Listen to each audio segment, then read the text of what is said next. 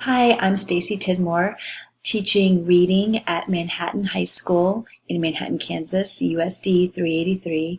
I have been in this position for 1 year. Previous to this, I worked at the Adult Learning Center in Manhattan teaching English as a second language.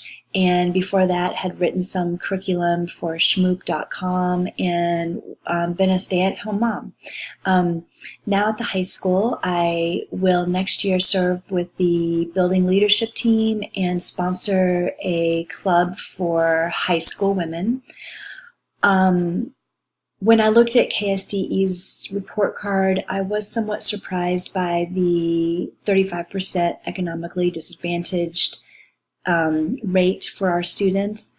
I was also somewhat surprised by the lower graduation and attendance rates and the higher dropout rate than I had expected. Our testing rates are pretty high, but what I see with the students I was able to work with last year is they're often coming into my class somewhat disadvantaged from not only a socioeconomic standpoint, but also health and social emotional skills.